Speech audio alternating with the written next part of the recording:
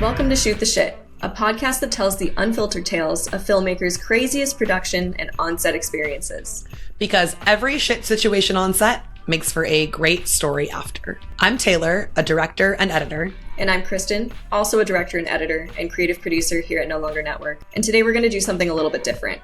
We're going to be playing a Logline Trivia game where we will be provided two different titles and two different log lines, but only one of the movies that are presented is actually real. And it's our job to figure out which one. And I feel like it's going to be a little bit hard because what I hear is that they are kind of wild. So I think we're going to learn a lot about the film industry today and what kind of crazy shit gets shot and served up to the public. I'm definitely excited to see what is in store for us. All right, I will read us the first two titles. The first title is Santa with Muscles. I'm already intrigued. 1996. A wealthy, arrogant supplement tycoon suffers amnesia and believes he's Santa Claus, leaving him to save an orphanage from an evil scientist. I really hope that is a real movie. Wow. God, yeah. Or Santa's Sleigh Ride of Terror, 2001. Santa's sleigh is hijacked by a group of evil elves, leading to a night of chaos as Santa races to stop them from delivering cursed presents to every child in the world. Cursed presents. What could a cursed present be? Does it like turn you into like a gnome or something? Yeah, or something that like bites children's fingers off. I don't know. Like one of those. It disappears all your other toys or. Yeah, I mean, I don't know if you remember from the 90s of there being like these little like dolls that would maybe you could like feed them something and then they had to recall them because they were like munching on little kids' fingers. So that's where my head initially goes, is like some little like gremlin terror. I really want Santa with Muscles to be real. It just, I don't know why. It feels like a heartwarming movie that I could get behind, but would also maybe feel like, oh, I should get back to the gym after holiday season, you know? The supplement tycoon being Santa, I don't know. I want it to be real, but I'm thinking the Sleigh Ride of Terror sounds more real to me. So I'm voting Sleigh Ride of Terror is the real one. I'm going to go with Santa with Muscles. It just feels like such an LA story, you know? All right, drum roll, and the answer is Santa with Muscles. Oh my God. I know what I'm watching. I am surprised. I am very surprised. Okay, so this had 2.6 stars on IMDb. It's Mila Kunis's feature film debut. No oh my way. God. Santa with Muscles is...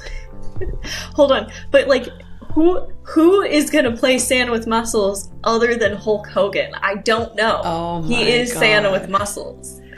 The original author's draft was changed so much that he sued to have his name removed. I respect that decision. I can't imagine that this is an amazing movie, but it is amazing for just existing alone. It's just, wow. I feel like I have to watch this now. Yeah, I mean, if you really needed to know, like, what am I going to watch this Christmas? You're starting it off with Santa with Muscles. I might have to. It's pretty wild. That's great. That's beautiful. Oh. Magic Christmas Tree, 1964. A boy's wish on a magic ring brings to life a talking Christmas tree that has the power to grant wishes and control time. Or The Christmas Kangaroo, 1959. When Santa's reindeer fall ill, he recruits a magical kangaroo from Australia to help deliver presents, but the kangaroo's unique abilities cause unexpected adventures around the globe. Okay. That is wacky. Do you think the kangaroo puts like presents in his little pouch? You know? I mean, that would be really, really efficient. Yeah. I feel like that's Christmas coded. Maybe people in Australia, like maybe that's kind of a thing. I don't really know about Christmas in Australia, so Could be. So I'm just guessing here. The Magic Christmas Tree feels a little bit pedestrian, you know? I'm not like compared to like these other titles that we've read through, it feels like, I don't know, it feels pretty pedestrian, so I might I might be inclined to believe that Magic Christmas Tree is real. I am torn. I'm kind of picturing the Christmas tree almost like a genie, grants wishes and controls time. Like, I wonder if it's like a little bit of the Aladdin genie kind of vibes here. Yeah, but it's a tree. But it's a tree. I'm trying to picture what that looked like. Does it have like a face, and like, how does it talk? Yeah, is it like an Ent, like the Lord of the Rings Ents? In 1964, that might be absolutely terrifying, though. Because there's probably claymation or something like that. Could be. Okay, I think I might go Christmas kangaroo. I just like the Australia vibes with that one. I think the giant hopping kangaroo could be fun. I hope you're correct, because I would totally put that on my watch list too. All right. And the answer is...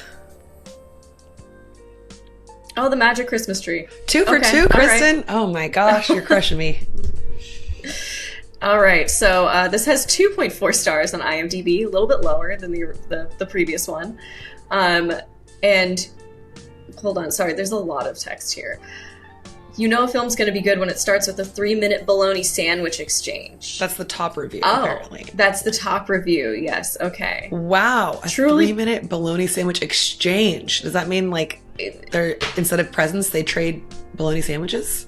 I don't know. Have you... a 3-minute... I don't know if you've ever seen A Ghost Story. No. But there is it's a much artsier film, I would imagine, than The Magic Christmas Tree.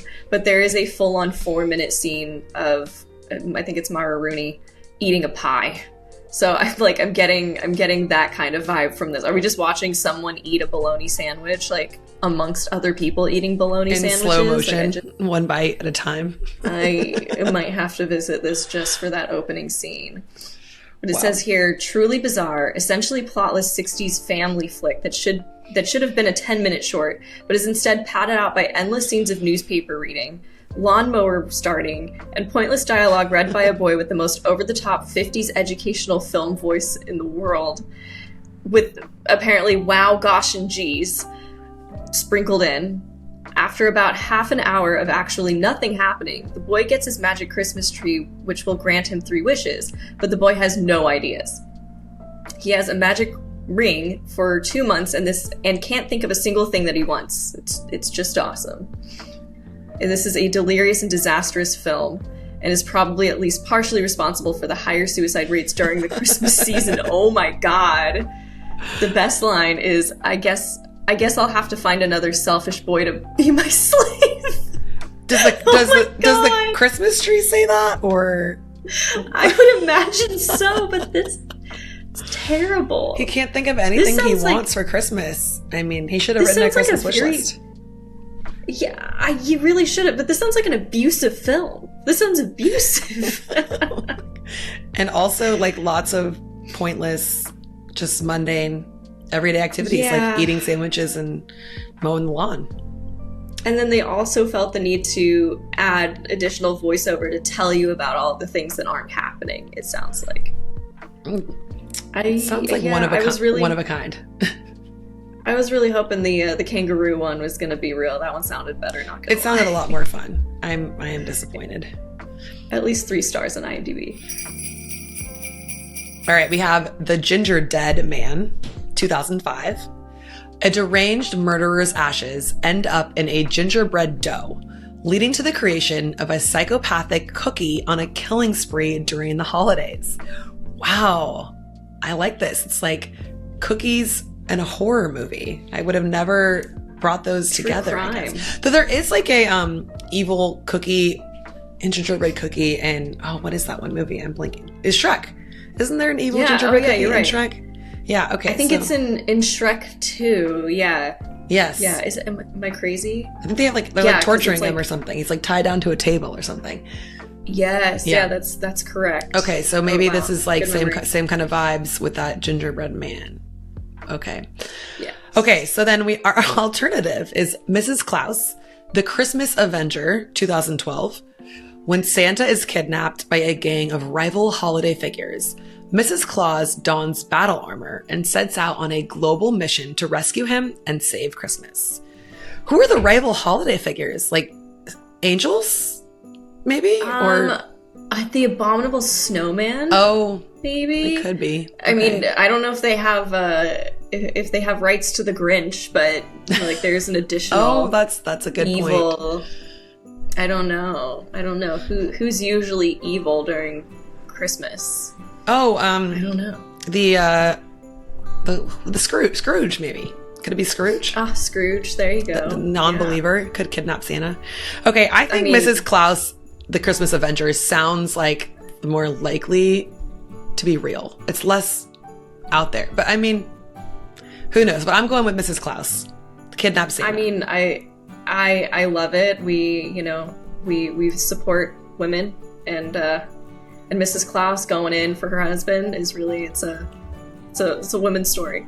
I am partial to the Ginger Dead Man, I'm not gonna lie, because I am kind of a true crime fanatic, and I would love to perhaps see how a murderer's ashes could create essentially a killer pastry. So I'm here for the Ginger Dead Man. I'd like to know how the gingerbread cookie kills his victims. Does he like smother them with sugar or frosting or kind of? It just gives them really high cholesterol with a bunch of butter. I don't know. That could be. I mean, I've definitely eaten too many cookies and felt pretty unwell before, so I can see how it could kill you. Several times. Yeah. Several times, yes. Okay. All right. The answer is the Ginger Dead Man. You got it right again. Kristen, you're like a Christmas movie savant. Oh my God. I love terrible movies. It's in my blood. Oh my gosh. Right. So this one got 3.4 stars on IMDb. You want to take us into some of the fun facts? Yeah. Okay. So the trivia here, this movie somehow has 4 sequels and spin-offs. So if you love the first one, there's so much more to go. There's Ginger Dead Man 2, Passion of the Crust. Oh, solid idea for a title. Ginger Dead Man 3, Saturday Night Cleaver. Oh my God. Who are these people? A short date. Oh, there's a short. Okay. Dating with the Ginger Dead Man. Oh. And Ginger Dead Man versus Evil Bong. I feel like that's a crossover somewhere. Evil Bong? This is like a stoner movie? Yeah. With. I mean, I think this whole thing is for stoners. Let's be real. This is wild. This may be my favorite, just like hearing about these sequels with these awesome punny titles. This is. Yeah. Oh my God. Okay. So we're being shown. If you're listening and not watching the podcast, we are being shown like what I would assume is a still from Ginger Dead Man, and it is genuinely horrifying. It's very frightening, unsettling. I don't know how to describe it. It's like, oh my God. What are these? Like his teeth are gigantic. His eyes are beady. He looks like he's gonna eat you in your sleep. He's has like circular wrinkles around the face and like a circular pattern. The teeth are terrifying. The teeth are like dirty, like it's like black on them. Like he looks like an orangutan on meth. Like this is what oh I my God, an orangutan on meth would look like. That is really scary. I feel like I might have nightmares. It's terrifying. Wow. If you were not seeing this, you should definitely Google image Ginger Dead Man. You gotta. If not, just commit to the whole series. Just watch all 4. I'm tempted. I'm definitely tempted. It's very creative, very interesting. Elf Island: A Holiday Vacation in 1999. A family wins a trip to a tropical island for Christmas, only to discover that it's inhabited by mischievous surfer elves who have abandoned the North Pole for beach life. Understandable. Okay, fair. And then we have Elves 1989. A young woman discovers she's the focus of an evil Nazi experiment involving selective breeding and genetically engineered elves and a plan for world domination. Wow. Wow. Tonal shift from one to the other. I was not expecting the Nazis to make an appearance in a Christmas movie, but Well, they. People love watching the Nazis be ultimate victor, ultimate. My God, villains, terrorists. Yes, thank you. God, I will say, I wonder if it's just from like the amount of Nazi movies there are, but anytime I hear German, like the language itself is just kind of frightening to me. And I think it just has to be from hearing, like, seeing too many Nazi movies. That's all I can. It's probably true. It's an assertive language. It's an assertive sound. I mean, elves just seem so dark. I wouldn't be surprised if it's real, but I'm gonna probably cast my vote for Elf Island. Okay, you're going Elf Island. I am torn. I'm gonna go with elves, with the Nazi experiment. I feel like there's a lot of Nazi movies. Someone had to have made a Christmas twist on one. I mean, some middle-aged white man. All right, and the answer is elves. Did I finally get one right? I finally get a point, you guys. Finally. Wow. Okay. Nazis for the win here. So, apparently this one got 4.2 stars on IMDb. Is this out of 5 or out of 10? Do we know? On IMDb? Out of 10. It's out of 10. Okay, so, out of 10, so still, it's one of the higher still ones, not great, but it definitely is maybe the highest one we've looked at. So this one was featured on an episode of Red Letter Media's Best of the Worst. Okay. We've got some quotes here.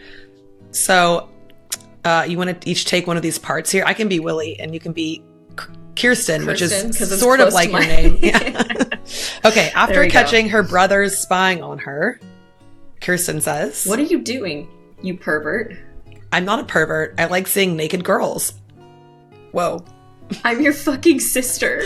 Whoa. "Yeah, you've got fucking big tits and I'm going to tell everybody I saw them." Oh my God. That is, so we have some incest, like pervert incest going on. This movie is incorrect for several reasons. Oh my God. How does this fit into the Nazi elves? I don't know. Wow. We have a couple more little snippets from this groundbreaking script. All right, Willie says, this one between Willie and Kirsten. Yeah. Willie says, "Is everything all right?" "No, Willie. Gramps is a Nazi." Oh my God.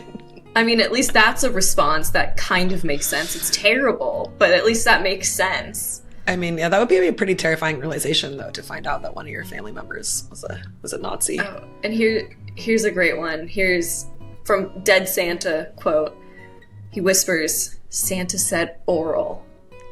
Don't know how that fits into any context. We'd probably have to watch the movie, but it sounds really I fucked might up. have to pass on this one. I don't know that this is gonna fill me with holiday cheer. It sounds terrifying. Yeah, I think the surfing elves sounds a little more fun and lighthearted. You know, I could go for that. Yeah. Big in SoCal, you know, the little Christmas beach vibes. Yeah. All right, we have Kringle's Last Stand, 2002. Santa Claus is forced out of retirement when an evil tech mogul tries to take over the North Pole, leading to an epic showdown between the old school magic and high-tech gadgets. Okay, interesting. So we've got like Mark Zuckerberg is taking on Santa Claus kind of a deal here. All right, or The Christmas That Almost Wasn't, 1966. Santa Claus is about to lose his workshop when a wealthy landlord demands rent. A well-meaning lawyer must save Christmas by paying the bill. Who do you think owns the North Pole that Santa has to pay rent? Yeah, who's he paying rent to? Someone bought out the North Pole. That's rough. Wow, yeah, it's rough out there. Housing market's terrible for everyone. I feel like, I mean, The Christmas That Almost Wasn't feels like the story of every Christmas movie ever. So I wouldn't be surprised if it exists. But there's something telling me about Kringle's Last Stand is that it came out in 2002, and I don't recall exactly when this came out, but do you remember the Inspector Gadget craze? Inspector Gadget, yeah. Yeah, I feel like it was kind of around that time, like the late 90s, early 2000s. So I'm wondering if they like did a version of that, but for Christmas on probably what is like a shoestring budget. So I feel like I'm personally going to go with Kringle's Last Stand. I mean, that one sounds more fun. I like the Inspector Gadget kind of perspective on it. I could totally see that. That's tough. I might have to go with, I'm going with the Christmas that almost wasn't. I feel like it does, back in the 60s, well, I don't know. I feel like back in the 60s were people not able to afford their rent. I think times were a little less tough back then. I don't know. I might join you. I'm joining you on Kringle's Last Stand. I think come on, I think we should team up on this one. Let's be on this one together. All right, we'll be on this one together. Kringle's Last Stand it is. All right. And the answer is... Oh, come on. God. Fucking pedestrian. The Christmas that almost wasn't. That one just sounds so much less exciting. Like, I want some high-tech gadgets and showdown. Yeah, well, again, this is a script we could write. We could sell it. We could do it. Maybe we're going to have to get into the Christmas movie business. Yes. So this one is 3.5 stars. And I feel like that's probably is that the highest score we've read so far? I feel like everything else was in the 2s. I think one of them was like 4.2. Was that the Nazi one? No. Oh, you're right. One of them was. Yeah, I think you're right. Yeah, which is shocking based off of how dark it sounds. What we read. Yeah. This movie was shot without live sound. Huh. Wow. Okay. While most of the actors mouth or speak the script in English, in the American version, all of the Italian actors, except for Rossano Brazzi, had their voices dubbed by someone else, so that their accents would not show up. Okay, interesting. Brazzi, who appeared in many American films, is the only Italian who speaks English with his native accent. Wow. Interesting. So they decided to cast a bunch of Italian people and then dub them to remove their accents. Why? Creative choices. Creative choices. Okay. That sounds like the most interesting part of this whole thing. That's for sure. I mean, I hope Santa was able to get his place back, but his workshop back, I guess. But can you imagine like being an actor who speaks one language and then like not speaking another language, not learning like how to say lines in another language? You have to mouth them. Like that must be even harder, I would imagine, than like... That feels so it doesn't unnatural. Make any sense. Yeah, that's so weird. Wow. Okay, wow. Huh. Odd choice. Santa Claus Conquers the Martians, 1964. Martians kidnap Santa Claus to bring joy to their children. But chaos ensues as Santa tries to bring the Christmas spirit to Mars. Okay, this is fun. A little like... Intergalactic Christmas, or Santa's Disco Inferno, 1987. In the 1970s, Santa opens a disco club at the North Pole to boost morale among the elves. But the magical dance floor causes everyone to dance uncontrollably, threatening the holiday season. Okay, wow, I love that one. That sounds so fun. Yeah, I'm in on that one. I don't know if I believe it to be real just yet, but it sounds amazing. It's like a cursed dance floor. You can't stop dancing. Yeah. That could be painful. That could be so painful. I mean, there's ballets written about that. So I'm like looking at these dates and I'm trying to kind of draw conclusions about what's more realistic for stuff to come out around these times. So like it's a good tactic. 1964, space age is kind of a big deal, right? Like we were near landing on the moon, if not we had already landed on the moon. The whole space race. So I feel like that makes sense. Although I feel like it would be a lot to take on, I don't know, as a filmmaker in 1964. Just, a lot of like set design and costume and all of that. And Santa's Disco Inferno, 1987, that's like a little bit late for like kind of the disco craze, right? But maybe that makes sense. Maybe it makes sense that it is a little bit nostalgic, a little bit out of fashion. Yeah. I don't know. This is tough. This one is tough. I'm having a hard time imagining that either of these really... I'm thinking maybe the Santa Claus Conquers the Martians might be the real one.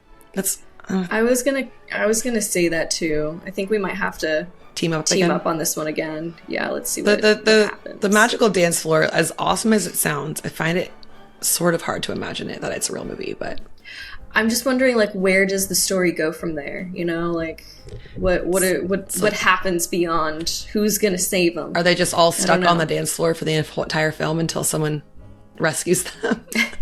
It's like Climax, but the Christmas version. All right, and we are coming up on the answer here. Oh, and we won. All right, Yay! Santa Claus Conquers the Martians. That is the one. I will take it. Yes, please. So this is 2.7 stars on IMDb. This film includes the first film appearance of Mrs. Claus. Her first film appearance. Wow. Okay. Go off, Queen. The entire film was shot in 4 days. Oh my God. At Michael Meyerberg Studios, a converted aircraft hangar at Roosevelt Field in Long Island, New York, and it's now a shopping mall. Good to know. Okay. This film is listed among the 100 most amusingly bad movies ever made. Wow. Interesting. That's I feel like that's gotta be pretty bad to make the top 100. Yeah. Ever. I mean, but perhaps still in a delightful way. I feel like in order to be like a movie that's so bad people want to watch, you have to kind of like hit the right note with it, because otherwise it's just like, I don't know what I'm watching, but if it's like I know what I'm watching and it's horrible, that's usually like it's perfect. It can be pretty enjoyable. Yeah, I'm with you. So enjoyable. So we've got Rudolph's Big Break, 1998. Rudolph gets a job offer to star in a Hollywood movie, leaving Santa to deal with a Christmas Eve delivery without his most famous reindeer. While Rudolph navigates the highs and lows of celebrity life, he meets other forgotten and now unhoused animated characters. Wow. Okay. They were already using the word unhoused back then. I thought apparently they were. That was a newer term. I get maybe someone updated it. Could be. Yeah, so interesting. Makes sense that it would happen in Hollywood. So our other contender is Jack Frost, 1997. And okay, a serial killer's genetic material merges with snow this time, turning him into a murderous snowman on a killing spree during Christmas. So this is very similar to the Ginger Dead plot. Yeah, I'm like getting weird Shining vibes from Jack Frost. I don't know. Shiny? Maybe it's because like The Shining. Oh, The Shining. Movie. Okay, yeah. Yeah. I don't know why. Maybe it's just because of the name Jack in there. Interesting. I don't know. What are you thinking? I'm leaning toward Jack Frost. I feel like it might be real, but I don't know. The fact that his genetic material merges with snow is like almost a little too similar to the Ginger Dead plot, and I'm wondering if our producer Nikita was inspired by that and wrote this little log line.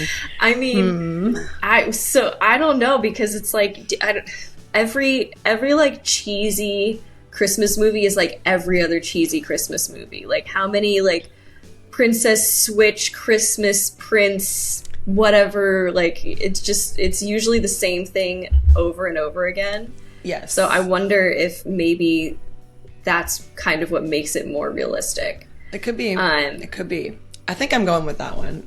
There's just something about it that I see being real. I mean, I feel like it could be, but I'm kind of inclined to go with Rudolph's Big Break, just because like I just want to know about these unhoused animated characters. Like, how does someone make that into a movie? Like, is it a statement on the housing crisis in our country and mental health during the holidays? I don't know. I mean, I love statements in movies, so I think I'm going to do Rudolph's Big Break.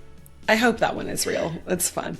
Oh, let's see. All right, and the answer is Jack Frost. Oh. Okay, finally got one. Coming up. All right. So that one got 4.7 stars on IMDb. Hey, that might be the highest rated one so far. Okay. There we go. People like scary snowmen. The movie was shot in the winter during a drought year with no snow on the ground. According to actor Scott MacDonald, the temperature got as high as 70 degrees. Foam and cotton swabs had to be used as snow substitutes. Ooh, yikes. I can imagine that was probably pretty hot for everyone, had to probably be dressed in snow gear. It was probably pretty uncomfortable. Shannon Elizabeth's first acting role in a movie and her first nude scene. Was there like a nude scene with the Shannon. snowman or... Interesting. She filmed this before she got the breast implants she reveals in American Pie in 1999. Okay. So from good to know. snowman Original scene breasts, to Shannon Elizabeth. American Pie. Yeah. Huh. Okay. Very interesting. I wonder if they finally take down the murderous snowman. Like maybe they melt him at the end or something. You know. Yeah, I mean, all you need is a blowtorch, right? Like that's all you would need. Seems pretty easy to take him down. Yeah. Ooh, okay, these look fun. The Christmas Cookie Caper of 2004. A group of talking Christmas cookies band together to escape the kitchen before they're eaten, embarking on a wild adventure across the house to find safety. Okay, so we've got another Christmas cookie flick. Or Santa Claus and the Ice Cream Bunny, 1972. Santa gets stranded in Florida when his sleigh is stuck in the sand, and only a group of children and a giant bunny can save him. Okay, interesting. Is it the Easter Bunny, or is it just a generic giant bunny? The Ice Cream Bunny. Oh, the Ice Cream Bunny. Okay, so I guess... I feel like he would melt in Florida, right?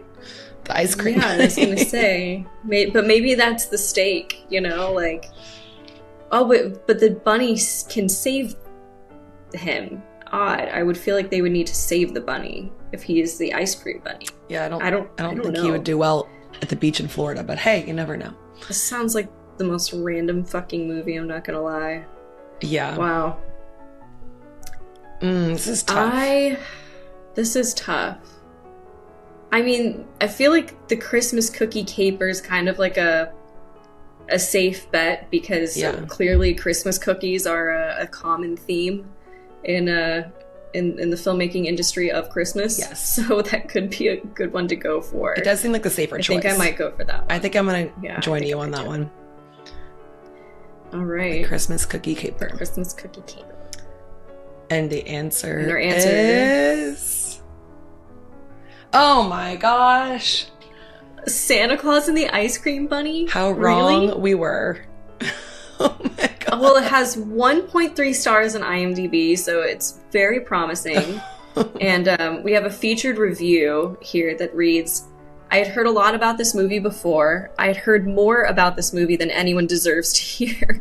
Still, I had no idea what I was in for when I finally got to see Santa and the Ice Cream Bunny. Obviously, from the comments above, it's an awful movie. Yet it has a strange draw, like a really, really bad car accident, and you can't quite turn away. And just when you think it can't get any worse, the Ice Cream Bunny actually reaches up to hold the head of his costume on while nodding vigorously at Santa's ramblings. Oh boy. Sad thing is, that's just a small problem with this movie. My friend loves this movie. He actually recites the lines along with Santa and the gang. When I first left my initial viewing, I thought about calling the cops on him, but the more I think about it, there is a strange appeal to this movie. If you have any appreciation of the absurd and surreal, then you really must see it. Assuming your head doesn't explode during one of the musical numbers. Oh, there's musical numbers. Musical numbers? Oh, this just got even better. Oh my god. Oh god, this might actually be worth watching. It sounds like it has watchability. You know, like you could watch it more than once. I don't know that you'd want to, but like maybe you find yourself in a drunken night with friends. I mean, this reviewer clearly saw it multiple times when he talked about his initial viewing. So it seems like it's something we'll come back to again and again, strangely. Right. And I mean, I love that. I can't tell you how many times I've seen The Room. I watch that movie more than I watch most movies that I actually do like. I am definitely tempted by the musical numbers. The Nutcracker Massacre, 1996. A cursed Nutcracker toy comes to life and begins hunting down the family that bought it, forcing them to unravel an ancient holiday curse before it's too late. All right. I think that's a real movie. Or that sounds like just like a twist on Nutcracker, like that was just waiting to be made. But I could see that. We'll see what our next option is. Yeah. Our other option is Rare Exports: A Christmas Tale, 2010. In the remote mountains of Finland, a team of scientists uncovers what they believe to be Santa Claus's tomb, but instead of a jolly figure, they unearth a monstrous ancient being with a dark history. When local children start disappearing, a young boy and his father must capture the creature before it destroys Christmas. Oh, interesting. Okay. This one sounds fun. I think if I had to watch one of these two, I think I'd rather watch this one. I like the tomb and the crazy creature coming out. Yeah, it feels like there's just more going on with it than the Nutcracker Massacre. Gosh, which one is real? What are you thinking? Are you thinking rare exports? I think I'm gonna change my mind and go with rare exports because I just want that one to be real. So putting my faith in it. I'm gonna do the Nutcracker Massacre. It feels a little pedestrian, and I agree with you. Rare Exports does sound like the better movie, but again, for the sake of things just being kind of redundant in the Christmas movie world, I think the Nutcracker Massacre might have a better chance. And I guess we'll find out here in a few seconds. We will find out. And the answer is you got it, girl. Rare Exports was actually made. Okay, that one was a little risky, but hey, it got 6.6 stars on IMDb. That's wow. That's blowing all these other ones out of the water. Damn. Yeah, I'm gonna have to put this one on the list. Okay, wow. Trivia about this one is one of Cate Blanchett's favorite films. Wow, that is random. I have to watch it now. That is I have really to watch random. it now. Yeah, we've got a lot of Christmas movies to watch. Gonna have to veer off like the typical Christmas story and Love Actually and switch it up a bit. I mean, if Cate Blanchett loves it, then I will love it. I mean, she's never wrong. She is always right, so. I'm almost picturing like an Indiana Jones type vibe, like, you know, like on this big adventure and digging up the tomb. Yeah, I feel that. All right, number 10. This is our last one. Here. All right. And our current score is, I have 3 points. Kristen has 4. What do you have? 4? Yeah. I have 4, yes. Yeah, okay. Yeah. So we could tie it up. This is my chance to even up the score. We'll see. All right. To Grandmother's House we go. 1992. Twin sisters run away from home to visit their grandmother for Christmas, only to find themselves in the middle of a kidnapping plot. Okay. Or Very Naughty List 2011. A group of down-on-their-luck go-go dancers plan to steal Santa's reindeer, thinking they can sell them for a fortune. However, they accidentally kill one, oh no, which alerts Santa. He places them on his very naughty lists and enacts his most unusual punishment. Is this like a weird like Santa porn movie or something? I was going to say, this has porn vibes. Like, what kind of punishment does he enact on the go-go dancers for being very naughty? Yeah, I don't know. Very strange. He just constantly hands them coal. I don't know. It does not sound like a kids movie. I'm guessing this one may be R-rated.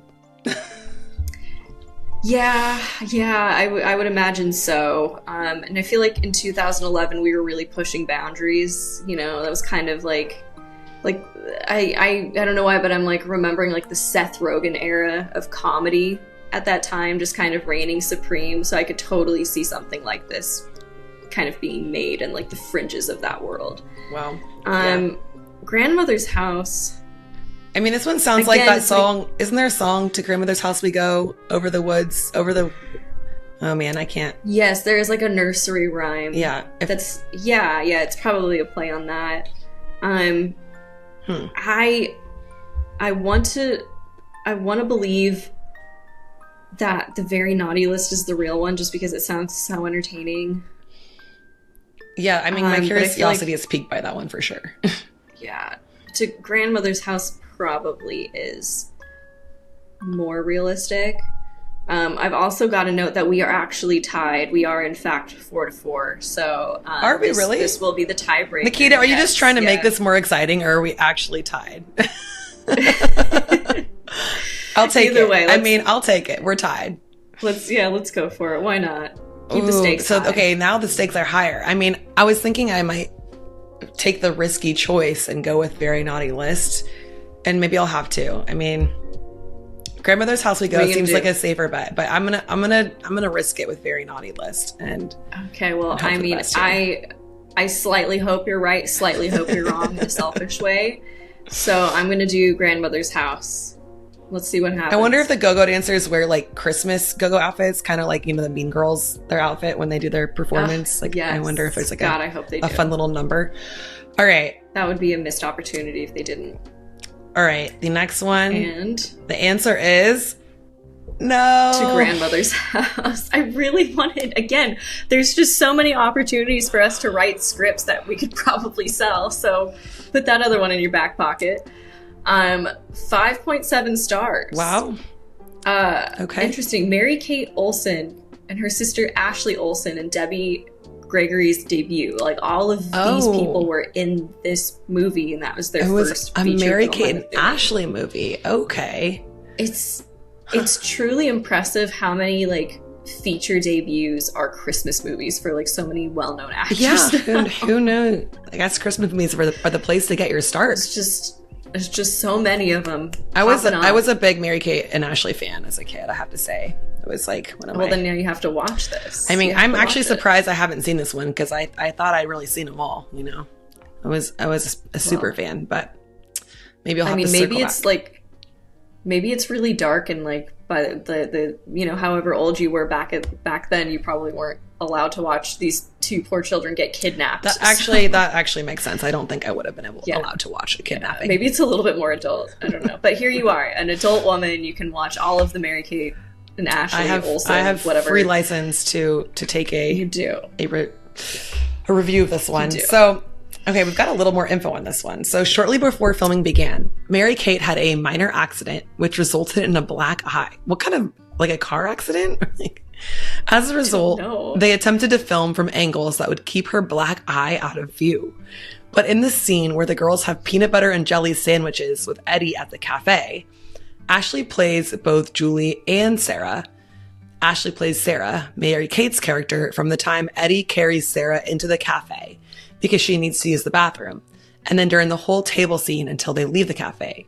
Ashley also plays both twins near the end when they spin the win-o-lotto. I mean, that's convenient. You have a black eye, your twin can just step in for you and do the lines. Yeah. I can't imagine it was easy to do. Like, to cover and to act probably was a lot, but again, very convenient. Yeah, I mean, one of the benefits of being a twin, you know. Wow. I guess so. I was not expecting an Mary-Kate and Ashley film to make an appearance here, so that was a fun one to end on.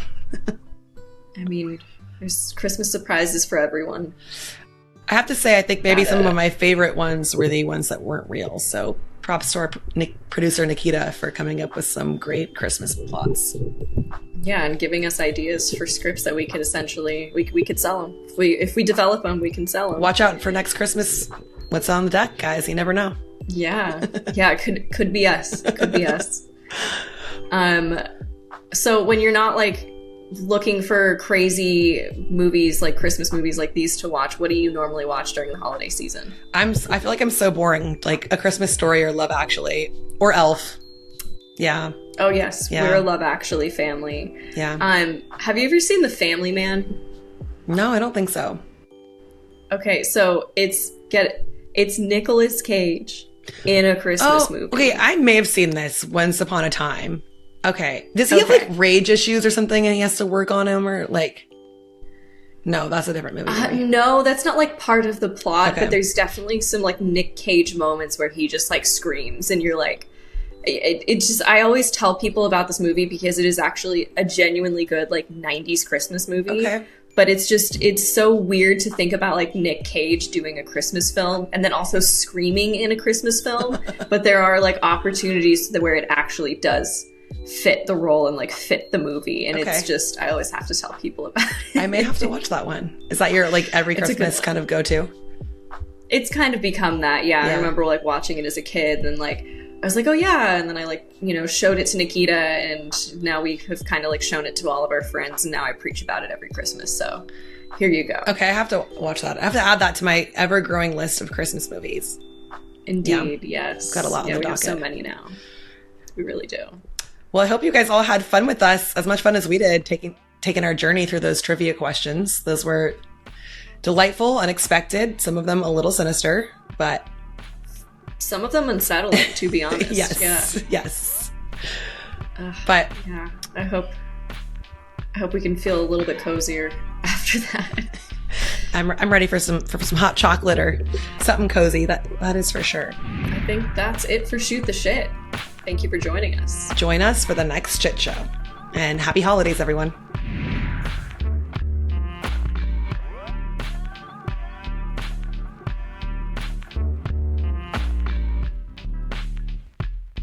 No Longer Network.